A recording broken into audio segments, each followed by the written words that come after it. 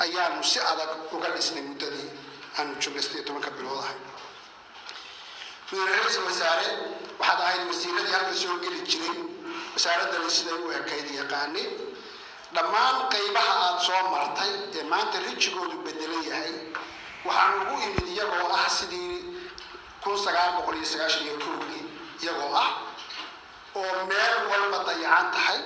oo meel walba wajigeedu xun yahay waxaan ku guulaysanay inaanu dhisno meel cusub inaan qalabayno inaan shaqaale u tababarno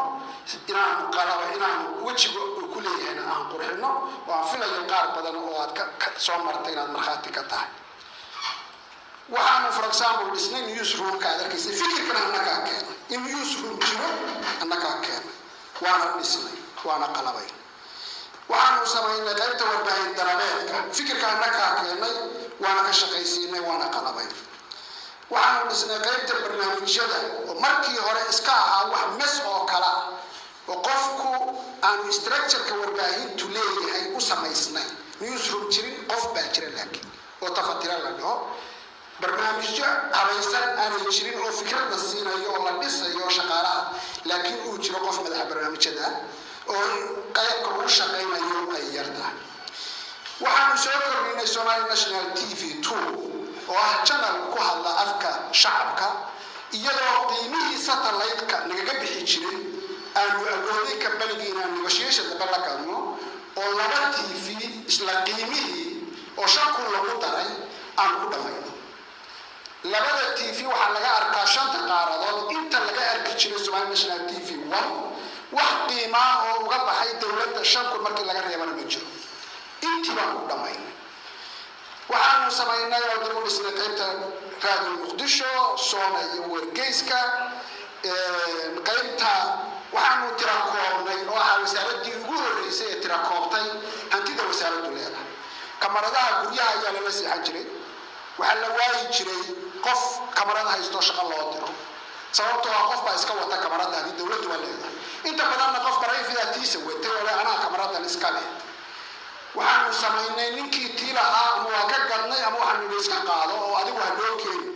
soddon kamaradood ka badan ayaanu gadnay intii aan xilkan hayay mudane ra'iisul wasaare waxaanu samaynay nidaamkaad aragtay ayaanu samaynay waxaanu runtii qalabaynay dhammaan qaybaha wasaaraddu ka kooban tahay qolka shirarku ma jirin marka halkan imaanayay haddana ilaa 3 qol oo shirar oo waaweyn oo qalabaysan ayaa jira wax weyn baan ka qabanay oo sidaa la sheegay aanu ku faraxsanahay inaanu istixqaan ku dhisno wasaaradda istixqaan ku qalabayno istixqaan ku tababarno maanta aan ku faraxsanahay position-ka aan uga tagayo mudane ra'iisul wasaare wasaaradda sidaas oo kale waxaanu dhisnay qaybta dhaqanka oo aad aragtay National Theatre-kii maanta inuu furan yahay oo shaqaynayo inuu waladii waa bari la habeeyay maamul loo yeelay oo isla xisaabtan jiro waxaanu ka qabanay dalxiiska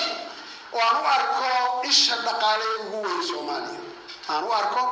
oo hadda uu jiro tartan degmooyinka iyo gobolada iyo meel walba ka socdo lagu faanayo quruxda iyo dalxiiska lagu faanayo ayaan excellence wax ka qabanay waxaanu horumarinay shuruucda iyo xeerarka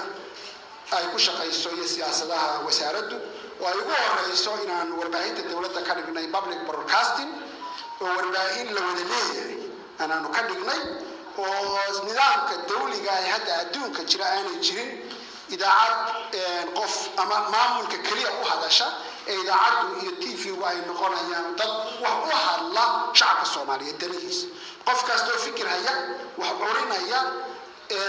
bulshada raba inuu gaarsiiyo wax wanaagsan awood wuxuu leeyahay inuu yimaado sidoo kalena waxaanu ansixinay shuruucda aan ansixinay waxa kamid ah sharcigii warbaahinta dawladda oo golaha wasiirada adigu marmarka qaar ku jeerin jirtay la marsiin excellence waxaan mahad celinayaa madaxda wasaaradda ee arinta ay ugu gacan siiyay kaliya waxaan qaban lahaa ma jirin ila qaatay inaan wax bedelno dawladdii mudane ra'iisul wasaare xasan cali khayre iyo adiguna ra'iisul wasaaraha ka ahayd waxaan ku faraxsanahay inay ahayd dowlad reformista oo wax bedeshay oo wax qurxisay oo wajiga dalka qurxisay waxaan qirayaa maamul kasta uu leeyahay weaknesses qof kasta uu leeyahay weakness lagu maagi karo laakiin haddana anigu intaan soo joogay xukuumaddii ugu muuqaalka badnayd ayay ahayd waa qirayaa ugu isbedelka badnayd waxa ay doonayso inay fuliso ugu xooga badnayd inay ka dhabayso ayay ahayd oo runtii aad iyo aad aan idinku ammaanayo adiga iyo ra'iisul wasaarihii hore xasan cali khayre waxaan ammaanayaa agaasimaha guud agaasima waaxidyada madax qaybeedyada iyo shaqaalaha wasaaradda oo si fiican oo dadnimo leh ila shaqeeyay kuwa badan oo halkan fadhiya excellency lacag ma qaataan qaarkood waa American iyo USA iyo meelaha waxay ka yimaadeen job security ka jiro